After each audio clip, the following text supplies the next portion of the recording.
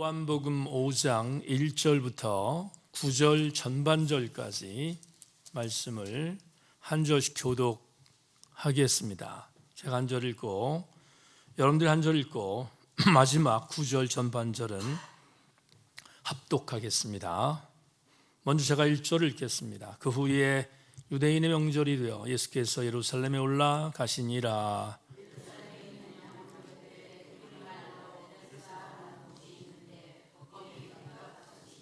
그 안에 많은 병자, 맹인, 다리 저는 사람, 혈기 마른 사람들이 누워 물의 움직임을 기다리니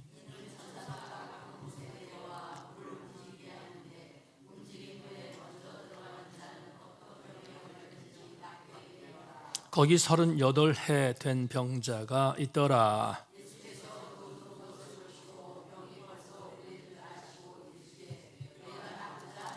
병자가 대답하되 주여 물이 움직일 때에 나를 못에 넣어주는 사람이 없어 내가 가는 동안에 다른 사람이 먼저 내려가나이다. 전반절 같이 읽습니다. 그 사람이 곧 나아서 자리를 들고 걸어가니라. 아멘, 아멘. 주님 나를 부르셨으니 찬양하고 함께 말씀의 은혜를 나누겠습니다. 찬양합니다.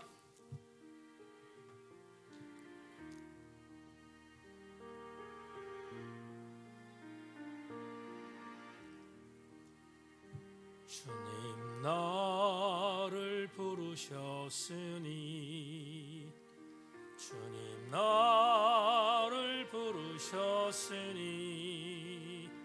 내 모든 정성 내 모든 정성 주만 위에 바칩니다.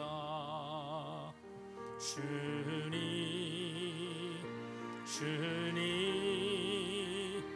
나의 기도 들으사 영원토록 주님만을 사모하게 하옵소서. 주님 나를 사랑했으니 주님 나를 사랑했으니 이 몸 바쳐서 주만 따라가렵니.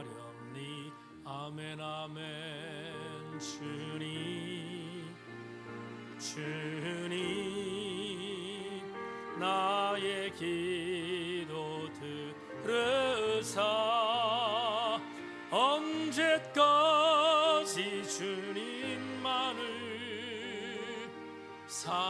사모하게 하소서. 주님 나를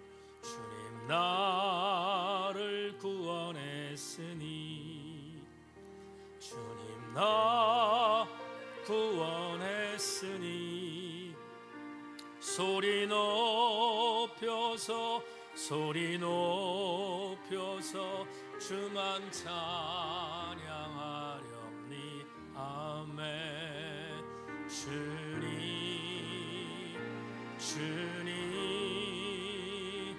나의 기도 들으사 할렐루야 주님만을 사모하게. 우리 1절만 다시 한번 찬양합니다. 주님 나를 부르셨으니 주님 나를 부르셨으니 내 모든 정성 주만 위에 바칩니. 아멘. 주님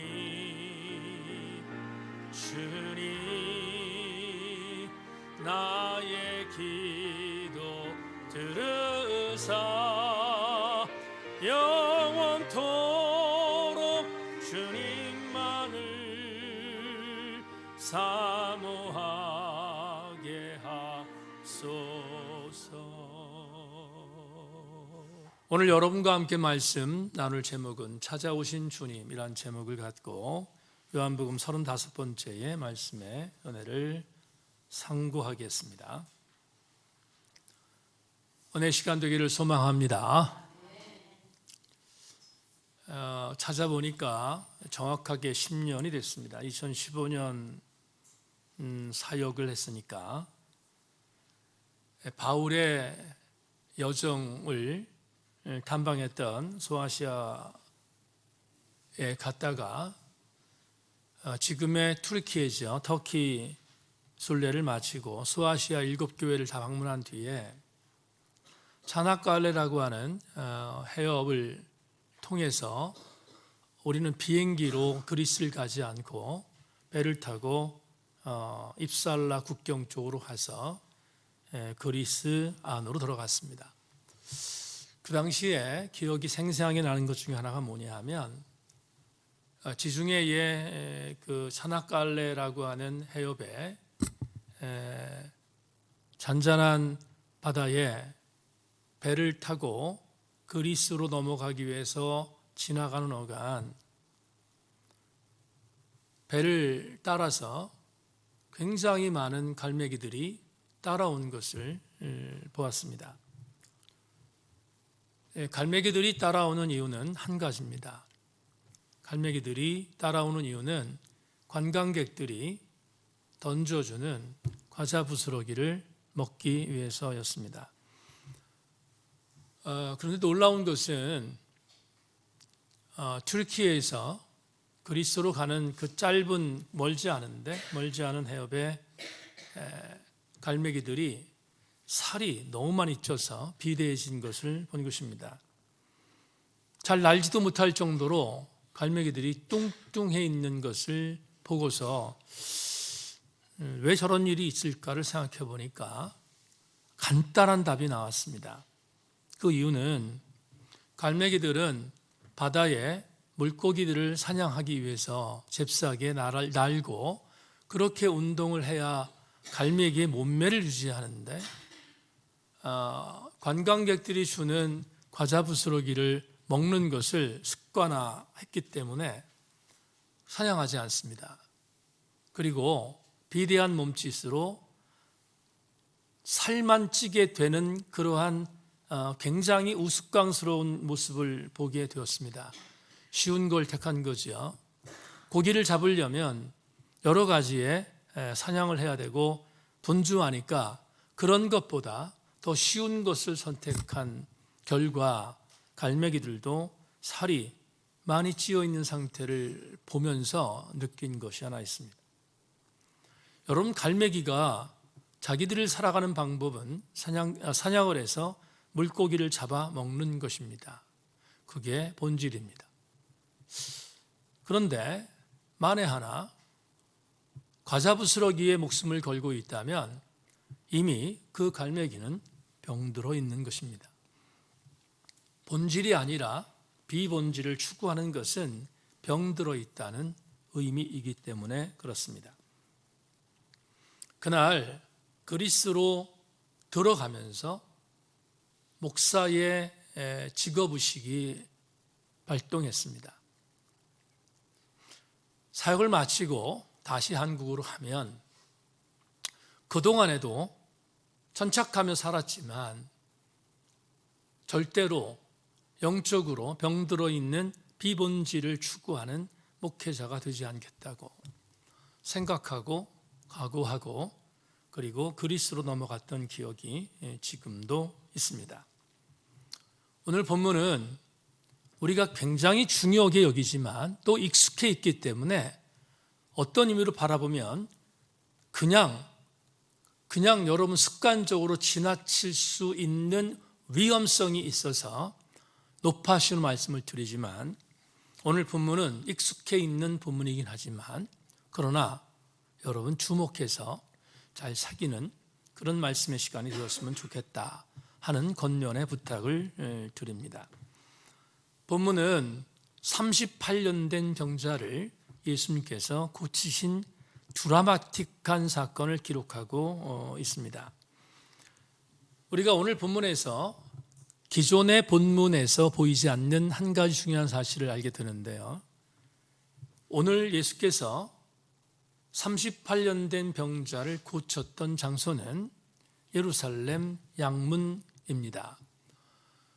대체적으로 공생이 3년 동안 예수님은 갈릴리 중심의 사역을 하셨지 베들레헴과 나사렛과 갈릴리 주변에서 오늘 심수영 집사님 기도했던 것처럼 나약한 자, 소외된 자, 병든 자, 억울한 자와 함께 하셨던 사역을 거의 대부분 감당하셨지 예루살렘으로 올라간 적이 없습니다. 점을 찍어보면 한 3-4번 정도 예루살렘에서 공생의 생활을 한 것으로 성경에 기록되어 있는데 오늘이 바로 그 대표적인 케이스 중에 하나입니다. 예수님이 예루살렘으로 올라가셨습니다. 1절을 보시면 1절이 이렇게 말합니다. 그 후에 유대인의 명절이 되어 예수께서 예루살렘에 올라가셨다. 예루살렘에 올라가신 이유가 나옵니다. 그 이유는 명절을 지키기 위해서다. 이렇게 말합니다. 학자들이 원래 그런 속성을 갖고 있지만 하나의 사건을 갖고 막 토론하고 논쟁하는 것이 그들의 몫이니까 도대체 이 명절이 어떤 명절인가 놓고 싸웁니다. 어떤 신학자는 6월절이라고 하고 어떤 신학자는 초막절이라고 합니다. 그렇게 싸우고 논쟁을 벌입니다. 그런데 오늘 본문을 의지하면 6월절인지 초막절인지 알 수 없습니다. 밝히지 않기 때문이죠.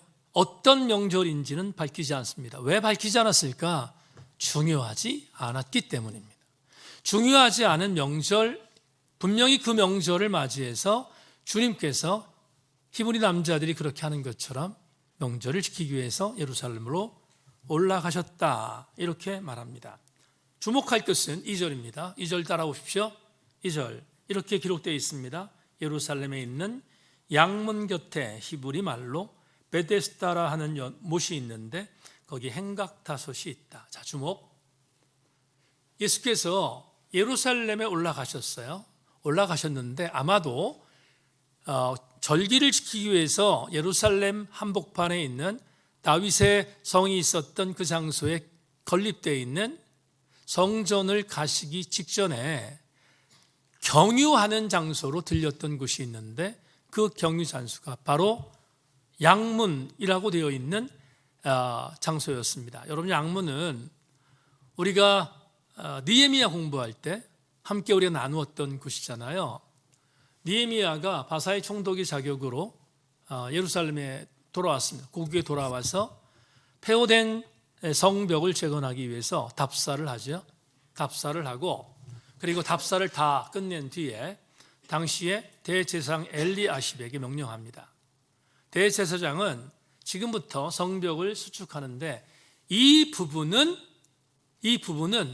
예루살렘 사람들과 이스라엘 사람들이 다 같이 건축하는 게 아니라 이 부분은 대제사장 그룹, 엘리아십을 중심으로 하는 제사장 그룹이 건축하라라고 명령한 장소가 있습니다. 그 장소는 바로 쉽게이트라고 하는 양문입니다. 양문을 풀면 그런 겁니다. 이스라엘 신앙 공동체가 포로에서 돌아왔지만 제사가 중단됐습니다. 왜? 뭘 그걸 보고 알지요? 양문이 무너져 있으니까 제사를 드릴 양을 가지고 들어갈 수 있는 문이 없어진 겁니다. 없어졌다는 말은 제사를 안 드리고 있다는 의미잖아요. 그래서 느헤미야가 제사를 회복하는 가장 중요한 첫 번째의 사역으로 양문을 건축하라 이렇게 명령합니다. 그래서 양문을 제일 먼저 건축하고 나머지 우리가 느헤미야서에서 봤던 것처럼 나머지 성문들을 재건하고 성벽이죠. 성벽을 재건하는 일을 52일 만에 마쳤던 것을 우리가 이미 함께 살폈습니다. 느헤미야 3장 1절을 소개하겠습니다. 그때에 대제사장 엘리아십이 그 형제 제사장들과 함께 일어나 양문을 건축하고 성벽하고 문짝을 달고 또 성벽을 건축하여 한메아 망대에서부터 하나넬 망대까지 성별하였다. 가장 우선순위는 양문 건축이었다라는 겁니다. 자, 여러분, 주전 450년대쯤으로 우리가 해석했지요. 450년 전쯤에 느헤미야를 중심으로 해서 예루살렘에 무너져 있는 양문이 건축됐습니다. 건축됐는데 그 자리는 지금 뭐가 있냐면 헤롯이라고 하는 에돔 출신의 분봉왕이 정적들과, 그리고 자기가 에돔 출신이다 보니까 뭐라고 표현해야 되나요? 진골이 아니잖아요. 진골이 아닌데 이스라엘 백성들 다스리는 것은 쉽지 않거든요. 그래서 그 어떤 핸디캡 때문에 이스라엘 백성들에게 점수를 따기 위하여 새로 지었어요. 뭘? 제2수르바벨 성전을 헐어버리고 뭘 지었는가? 제3성전이라고 할 수 있는 그 으리으리한 뭘 만들었습니까? 헤롯 성전을 만든 거죠. 그런데 그 헤롯 성전을 만들었는데 그 헤롯 성전에 들어가기에 입구 쪽에 있었던 양문입니다. 양문에 예수께서 찾아가신 겁니다. 자, 그런데 이 양문이라고 하는 이 장소는 별칭이 있었습니다. 히브리 말로, 아람어라고 할 수 있는데 히브리 말로 베데스다라는 단어를 갖고 있습니다. 여러분, 베데스다라는 이 단어를 풀면 쉬운 말입니다. 어떤 거냐면 히브리어 벳은 집입니다. 데스다는 헷세드에서 나온 단어거든요. 이게 무슨 말이냐면 헷세드는 은총, 자비라는 뜻입니다. 그러니까 베데스다라는 말은 풀면 무슨 집이 되죠? 은총의 집, 아니면 자비의 집이 되는 거예요. 그런데 왜 이렇게 별명이 붙였을까? 왜 이런 별명이 양문 곁에 있는 거기 못이 있거든요. 못이 있는데 왜 이 못을 자비의 집이라고 이름 붙였을까? 이유가 뭘까? 여러분, 그 이유를 오늘 본문이 우리에게 자세히 설명해 줍니다. 4절과 5절을 3절을 보겠습니다. 3절을 여러분 자막 보십시오. 그 안에 많은 병자, 맹인, 다리 저는 사람, 혈기 많은 사람들이 누워 물의 움직임을 기다렸다. 보세요. 베데스다라는 자비의 집의 연못가에 5개의 행각이 있었습니다. 사람들이 쉴 수 있는 장소라고 볼 수 있는데 거기에 누가 모였는가? 3절에서 병자, 맹인, 다리 저는 사람, 혈기 마른 사람들이 누워 있었다. 왜 누워 있었을까? 3절은 말합니다. 뭘 기다렸습니까? 물이 움직이기를 기다렸다. 3절이 말합니다. 그럼 왜 물이 움직인 걸 기다렸지? 도대체 그 이유가 뭐지? 그 내용이 4절과 5절에 있습니다. 또 따라오십시오. 4절과 5절. 이는 천사가 가끔 못에 내려와 물을 움직이게 하는데 움직인 후에 먼저 들어가는 자는 어떤 병에 걸렸든지 낫게 됨이어라. 거기 38해 된 병자가 있더라. 자, 4절 5절을 여러분 주목해야 합니다. 5 행각에 육체적으로 고통당하고 있던 병자들이 수많이 모여 있었습니다. 모인 이유는 뭐냐 하면 물이 움직임을 기다리기 위해서였습니다. 그러면 물이 움직임이 뭘 상징하는가? 이렇게 말합니다. 가끔 그 못에 천사가 내려오면 물이 파동을 합니다. 이해하셨죠? 물이 파동합니다. 그런데 그 물이 파동할 때 그 못에 선착순으로 제일 먼저 내려가 자기의 몸을 담그는 자는 질병이 고쳐진다는 설이 있었습니다. 여러분, 제 단어를 잘 기억하세요. 뭐가 있었다고요? 설이 있었습니다. 설은 팩트입니까? 아니면 픽션입니까? 쉽게. 설은 진실로 있는 얘기입니까? 지어낸 얘기입니까? 그렇죠. 다시 한번 정리합시다. 지금 굉장히 많은 병자들이 베데스다라는 그곳에 있는 행각에 누워 있습니다. 그런데 가끔 물이 움직인다는 소식을 듣습니다. 천사가 내려오면 물이 움직인다는 소식을 듣습니다. 그럴 때 제일 먼저 가서 그 물에 자기 몸을 담그면 자기 병이 고친다는 설 때문에 거기 모여 있는 거예요, 지금.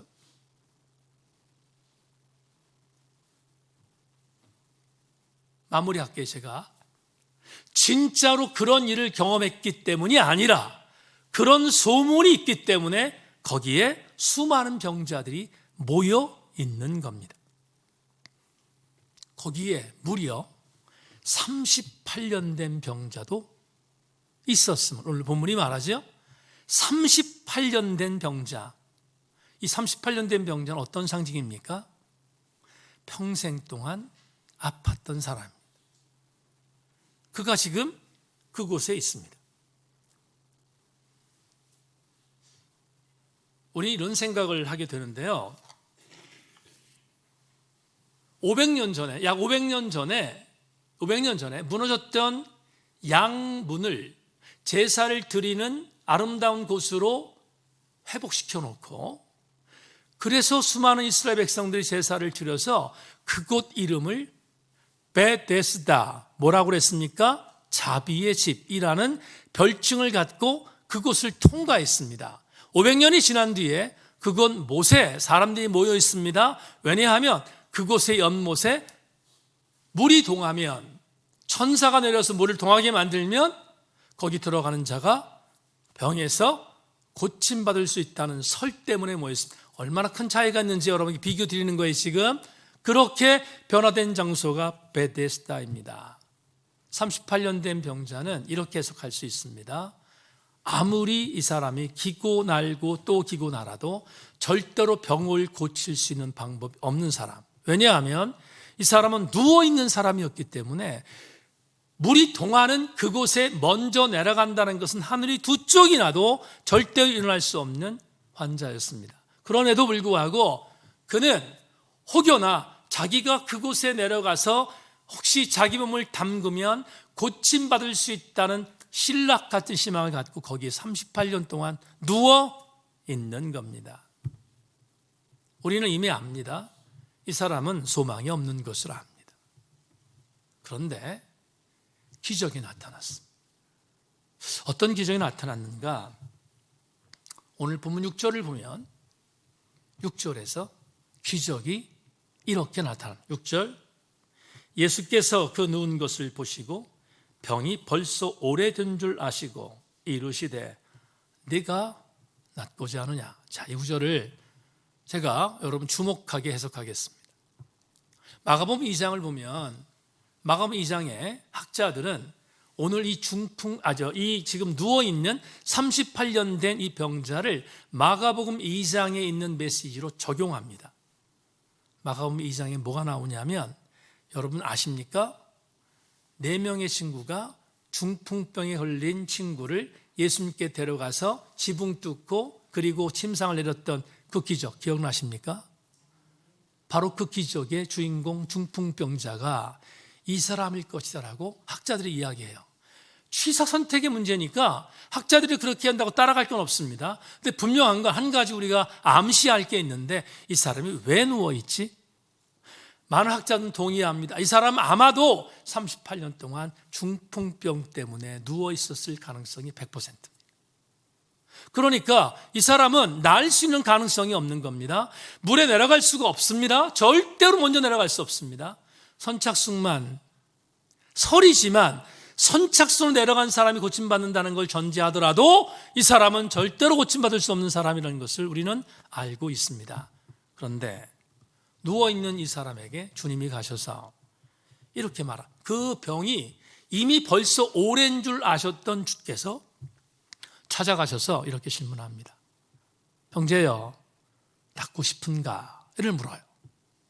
낫고 싶은가를 묻습니다. 그러면 우리가 상식적으로 생각하면 왜 낯선 사람이 와서 나에게 낫고자 하느냐라고 묻는다면 이게 웬 기적인가 생각하고 대답하는 말은 딱 하나이어야 합니다. 뭐라고 대답하는 게 정답이죠? 낫고 싶습니다. 다른 단어 필요 없어요. 다른 반응 필요 없다고요. 낫고 싶습니다. 그래야 돼요. 그게 정상이다 이 말이에요.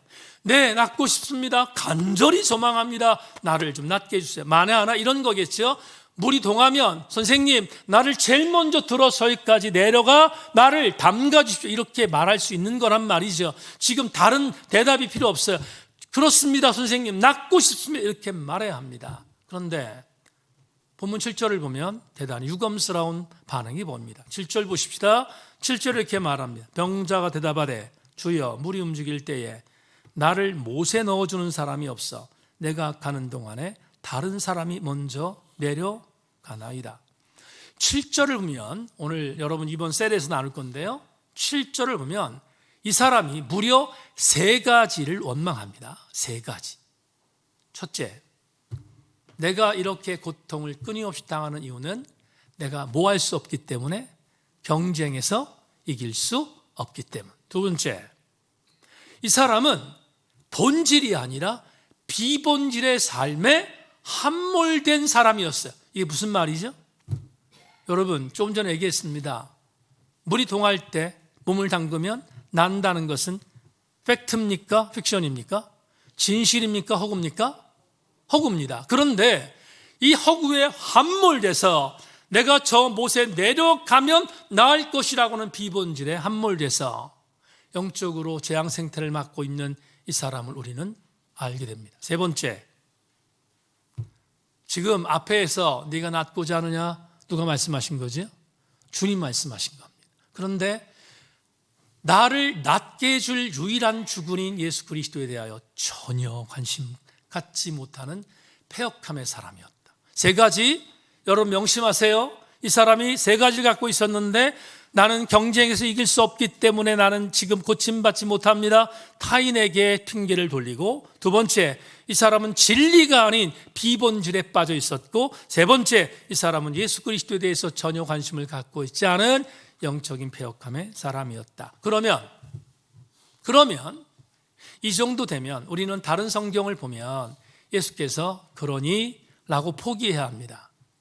왜냐하면 내 믿음이 너를 구원하였다라는 말이 성경에 많이 나오니까 이 사람 믿음이 없으니까, 믿음 없는 사람의 주님이 뭔가 역사를 일으킬 수 없었어요. 그러니까 포기하는 게 맞습니다. 그런데 성경은 예외도 있습니다. 어떤 예외가 있습니까?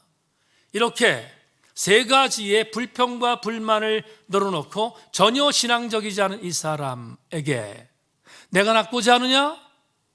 3가지 불만이 있습니다 라고 말한 이 사람에게 이렇게 말합니다. 여러분 오늘 8절과 9절 마지막 절까지 전반절의 마지막 구절 보겠습니다. 이렇게 기록되어 있습니다. 예수께서 이르시되 일어나 내 자리를 들고 걸어가라 하시니 그 사람이 곧 나와서 자리를 들고 걸어가니라. 여러분 다음 주에 보겠습니다. 주님의 선포 뒤에 이 사람은 자리에서 일어납니다. 그러면 오늘 제가 왜 9절 전반절까지 해석했는지 보세요. 이 사람 전혀 신앙 없습니다. 예수 그리스도에 대해 1도 관심 없습니다. 이 사람은 비본질에 빠져 있었습니다. 예수 그리스도에 대한 신앙은 전혀 없는 사람입니다. 그런데 주께서 내 자리를 들고 일어서 걸어가라 그랬더니 이 사람이 걸어간다. 그러면 우리는 이 부분을 어떻게 해석할 수 있는가? 이렇게 해석할 수 있어요. 그러니까 지금 주님이 찾아간 그 장소가 베데스다입니다. 베데스다 뭐라고 그랬죠? 자비의 집, 은총의 집입니다. 지금 이 중풍병자로 예상되는 이 사람, 38년 된 이 사람, 믿음도 없지만 신앙도 없지만 전적인 예수 그리스도의 은총으로 일어나 걷게 되었어요. 그 장소가 어디? 베데스다입니다. 자비의 집이었습니다. 그러니까 자비의 집이라는 말이 본문에 있다는 것이 얼마나 절묘하게 맞아떨어지는지 몰라요. 그러면 이 본문에서 우리에게 주님이 주신 은혜가 뭘까? 이게 오늘 우리의 레마이지 않겠습니까? 레마를 자막으로 보겠습니다. 같이 한번 읽겠습니다. 오늘의 레마입니다. 시작. 나와 그대에게 일어난 최고의 베데스다의 사건은 주께서 나를 찾아오셨다는 은혜입니다. 주께서 뭐 하셨다고요? 나를 찾아오셨어요. 우리는 요한서신 강해를 할 때 요한서신의 저자가 선포했던 말을 요한1서 4장 19절에서 이미 살폈습니다. 물론 잊었겠지만 복기하겠습니다. 요한서신의 저자는 이렇게 말합니다. 우리가 사랑함은 그가 먼저 우리를 사랑하였음이니라. 풀면 뭐겠습니까? 내가 주님을 사랑하기 이전에 주께서 먼저 나를 사랑하셨습니다. 바울은 정말 결정의 서신서였던 로마서에서 우리에게 수없이 되뇌어도 또 감동이 되는 기가 막힌 말씀을 선포했습니다. 바울은 로마서 5장 6절로 8절에서 이렇게 선포합니다. 우리가 아직 죄인 연약했을 때에 기약대로 그리스도께서 경건하지 않은 자를 위하여 죽으셨도다. 의인을 위하여 죽는 자가 쉽지 않고 선인을 위하여 용감히 죽는 자가 있거니와 우리가 아직 죄인 되었을 때 그리스도께서 우리를 위하여 죽으심으로 하나님께서 우리에게 대한 자기의 사랑을 확증하셨느니라. 영어 성경에 이렇게 풀었습니다. 우리가 완전히 무력하고 벗어날 방법이 없을 때 그리스도께서는 적절한 때가 아닌 때에 오셔서 그분이 필요 없는 죄인들을 위해 죽으셨습니다. 우리가 선한 사람이라 할지라도 누군가가 우리를 위해 죽어주기를 기대하지는 않겠지만 물론 그럴 가능성은 거의 없습니다. 하지만 하나님께서 우리가 아직 죄인이었을 때 그리스도를 보내어 우리를 위해 죽게 하심으로써 우리에 대한 그분의 사랑을 보여주셨습니다. 오늘 수요 저녁 예배 요한복음 35번째의 은혜는 이것입니다. 주님이 먼저 나를 찾아오신 것입니다. 이것이 바로 오늘 수요 예배에서 우리 계시는 하나님의 은혜입니다. 여러분, 성경에 있는 몇몇 사람을 소개하면 이 말을 한 로마서 5장 6절로 8절에서 내가 아직 연약했을 때, 내가 아직 죄인 되었을 때 나를 찾아오신 주님이 나를 위하여 죽으셨으며 나를 구원하셨고 그의 사랑을 나에게 이렇게 확증했다고 말했던 사도 바울, 어떤 존재였습니까? 그는 사도행전 9장에서 예수 그리스도를 족치러 가기 위하여 다메섹 가던 사람이었습니다. 예수 믿는 사람들을 붙잡기 위해서 가던 사람이었습니다. 그는 그곳에 가서 유대인으로서의 혈기를 만족시키면서 예수 믿는 사람들을 체포하는 일선에 섰던 사람입니다. 그런데 사도행전 9장 3절 6절에서 무엇이라고 보고합니까? 사울이 길을 가다가 다메섹에 가까이 이르렀더니 호련히 하늘로부터 빛이 그를 둘러 비추는지라 땅에 엎드려져 들음의 소리가 있어 이르시되 사울아 사울아 내가 어찌하여 나를 박해하느냐 하시거늘 대답하되 주여 누구시니까 이르시되 나는 내가 박해하는 예수라 너는 일어나 시내로 들어가라 내가 행할 것을 내게 이를 자가 있느니라 하시니 여러분 사울이 주님 나를 찾아오십시오라고 기도하지 않았는데 그런 핍박자 사울을 주님이 직접 찾아가셔서 그를 변화시켰어요. 주님이 먼저 찾아가셨다고요, 사울을. 여러분, 민족의 피를 빨던 세관 알페오의 아들 레위가 영적으로 심취하여 예수님에게 예수님 내가 영적으로 심취했습니다. 나를 찾아와서 나를 구원해 주십시오라고 한 번도 기도하지 않았습니다. 그런데 마태복음 9장 9절은 이렇게 우리에게 알려줍니다. 예수께서 그곳을 떠나 지나가시다 마태라는 사람이 세간에 앉아있는 것을 보시고 이르시되 나를 따르라 하시니 일어나 따르니라. 주님이 세관에 지금 앉아서 민족의 피를 빨고 있는 알페오 아들 레위에게 직접 먼저 찾아가셔서 그를 부르셨단 말이죠. 먼저 찾아가셨습니다. 누가복음 7장에 나인성이라는 조그만 성읍에서 과부가 있었습니다. 아들이 죽었습니다. 정말 생명처럼 여기던 외아들이었습니다. 외아들이 죽었습니다. 사람들이 그 외아들을 시신을 관에 집어넣고 장례하러 나가는데 나인성에서 호곡 소리가 들린 것을 보고 주님이 그 관 쪽으로 찾아가십니다. 과부를 봤습니다. 과부가 아들을 잃고 울고 있는 것을 봤습니다. 스프링칼리조마이, 민망히 여기셨습니다. 그리고 어떻게 행동하셨는지 누가복음 7장 13절로 15절 이렇게 기록되어 있습니다. 주께서 과부를 보시고 불쌍히 여기사 울지 말라 하시고, 여러분 그 다음 단어가, 그 다음 구절이 얼마나 감동입니까? 가까이 가서 그 관의 손을 대시니 맨 자들이 서는지라.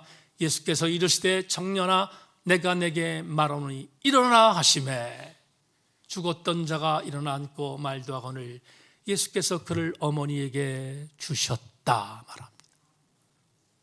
여러분 보세요. 살아있는 자에게만 가신 게 아니라 죽어있는 시체에게도 주님이 먼저 찾아가 주셨습니다. 성경에서 주님 먼저 찾아간 사람들을 열거하라면 여러분 끝도 없습니다. 오늘 우리에게 적용합시다. 엠마오 도상에 내려가던 두 제자에게 먼저 찾아가셔서 말씀을 풀어주시며 그대의 마음을 뜨겁게 했던 그 뜨거움의 은혜를 오늘 우리도 경험하지 않습니까? 언제 경험합니까? 주님이 나에게 오셔서 찾아오셔서 말씀으로 조명하실 때 뜨거워지지 않습니까? 주님이 나를 찾아오신다는 증거가 엠마오 도상의 제자를 통하여 확인할 수 있지 않습니까? 여러분은 여러분의 성편과 여러분의 처지와 여러분의 범사 속에서 지치고 허덕이고 고통스럽고 그래서 도저히 일어날 힘이 없을 때 우리 요한복음 21장을 생각하게 됩니다. 디베라 바닷가에 가서 옛 구습으로 빠져서 다시 고기를 잡고 있었던 베드로를 비롯한 6명의 제자들 총 7명에게 주님이 가셔서 얘들아 뭐하니? 고기 잡습니다. 한 마리도 못 잡았습니다. 그래 이제 오른쪽에 그물을 던져라. 153마리를 잡게 하셨습니다. 그리고 그들을 붓으로 부르시고 잡은 고기를 갖고 같이 음식을 나누셨습니다. 불과 며칠 전에 자기를 부인했던 베드로를 부르셨습니다. 베드로야 너 나 사랑하니? 너 나 사랑하니? 너 나를 사랑하니? 라고 주님 말씀하시면서 베드로에게 세컨 미션을 주셨습니다. 두 번째 미션을 주셨습니다. 어떻게 가능했는가? 주님이 그들을 찾아가셨기 때문에 가능한 거 아닙니까? 베드로가 찾아와 달라고 여러분 고사신했습니까? 제자들이 다 도망간 뒤에 제가 이런 죄를 졌습니다. 용서해 주십시오라고 먼저 고백했습니까? 아닙니다. 전혀 그렇지 않아요. 그들은 그냥 디베라에 가서 옛 구습에 빠져서 예수 그리스도의 부활을 목격했음에도 불구하고 그들은 옛 구습에 빠져 있었어요. 그런데 주님은 그들을 놓지 않아요. 그리고 디베라로 찾아가셔서 그들을 다시 부르시지 않습니까? 다시 찾아가신 분. 왜 감동입니까? 왜 감동입니까? 그 다시 찾아가신 주님이 왜 우리에게 감동으로 다가옵니까? 여러분의 일주일 동안 삶에서 여러분의 현장은 어떤 현장이었습니까? 디베라 아니었습니까? 여러분도 디베라에 있잖아요. 디베라에 있는 나, 넘어지고 쓰러지고 자빠지는 나. 그런데 주님이 적절하게 나에게 오셔서 나를 다시 일으켜 세워주시잖아요. 여러분에게 적용하고 싶지 않습니다. 오늘 제게 적용하겠습니다. 멀리 가지 말고 여러분 담임 목사에게 적용하겠습니다. 오늘 새벽 예배 인도하고 아침 식사 간단히 하고 서재에 나가서 렉셔너리 오늘 성서 일과를 묵상했습니다. 성서 일과는 하루에 세 구절이 있습니다. 세 요절이 있는데 그 요절 중에서 오늘 제 눈을 확 들어오게 만들었던 것 누가복음 9장입니다. 오늘 몇몇 신자들에게 제가 제 이 글을 보내드렸습니다. 왜냐하면 보아야 할 분들이기 때문에 보냈습니다. 누가복음 9장 10절로 17절 말씀, 그 말씀이 오늘 저의 성서 일과의 세 번째 묵상 요절이었습니다. 이렇게 기록되어 있습니다. 사도들이 돌아와 자기들이 행한 모든 것을 예수께 여쭈니 데리시고 따로 베세다라는 고을로 떠나가셨으나 무리가 알고 따라왔거늘 예수께서 그들을 영접하사 하나님 나라 일을 이야기하시며 병 고칠 자들은 고치시더라. 이 구절 평범한데 왜 제 눈에 확 들어왔는지 홈페이지에 올려놓은 말씀 묵상을 읽고 설교를 맺겠습니다. 누가복음 9장 1절로 6절에는 12 제자들을 파송하신 주님의 사역이 기록되었고, 오늘 성서일과는 제자들이 파송받은 이후 사역을 감당한 예수께서 행하셨던 이적들을 보인 것을 시사하는 기록이 남아있다. 제자들이 나가 각 마을에 두루다니며 곳곳에 복음을 전하며 병을 고치더라. 이윽고 사역을 성공적으로 마친 제자들이 예수께로 돌아와서 선교 보고를 했다. 주님은 제자들을 데리고 벳세다로 이동하신 뒤에 그 유명한 오병이어의 기적을 행하셨다고 누가는 9장 12절로 17절에서 보고한다. 바로 이 대목에서 주목할 내용이 발견된다. 무리가 알고 따라왔거늘. 무리들은 제자들의 사역 승리와 그 제자들을 데리고 벳세다로 동선을 옮긴 예수님의 이동 동선을 이미 빠삭하게 알고 그것까지 따라왔다고 누가는 세밀하게 독자들에게 알려준다. 내가 성서일과에 주목한 대목이 바로 이 시점이다. 누가는 오늘 성서일과에서 단어를 구별해 사용하고 있다.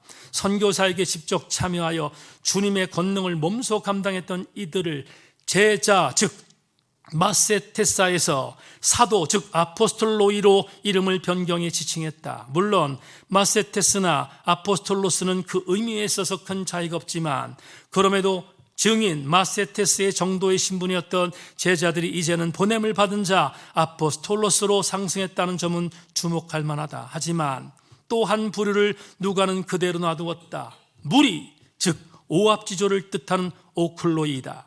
그들은 예수 그리스도께서 사도들과 벳세다로 옮기는 동선에 대해 빠삭하게 꿰뚫고 있었다. 누가는 무리들이 이렇게 한 이유에 대해 예수를 알았기 때문이라고 표현했다. 무리라는 단어는 리가 없는 자들이다. 리는 예수 그리스도의 그리스도 되심에 대한 것, 예수 그리스도에 대한 도를 믿는 거다. 리를 믿는 것과 아는 것은 전혀 다른 차원이다. 예수 그리스도의 도를 믿는 것과 아는 것은 똑같지 않다. 제자, 즉 사도는 예수 그리스도의 도를 믿는 이들이며 이런 이들에게는 주님의 권능이 임한다. 하지만 예수 그리스도의 심을 아는 자들은 따르기만 한다. 그들에게는 주님의 권능이 임하지 않는다. 그러기에 그들은 끝까지 무리로 남을 수밖에 없었다. 무리로 살 건가 아니면 제자, 즉 사도로 살 것인가는 그리스도 되심에 대한 믿음으로 결정된다. 오늘 성서일과는 내 신앙의 진면교사로 삼을 울림 그 자체다. 오늘 아침 오래전 읽었던 이 문장이 오롯이 나를 타격한다. 무리는 귀에 즐거운 싸구려 복음에 혹한다. 반면 예수님을 따르는 제자는 전부를 이룰 수 있다. 그래도 따르겠는가? 오늘 이 성서 나눔을 여러분에게 보냈습니다. 상당히 많은 분들이 제게 댓글로 반응했습니다. 목사님, 그래도 예수를 택하겠습니다.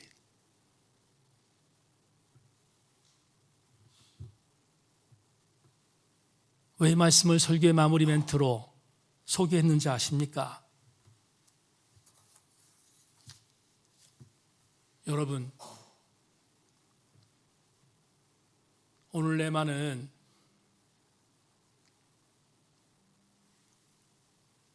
우리 삶 현장에서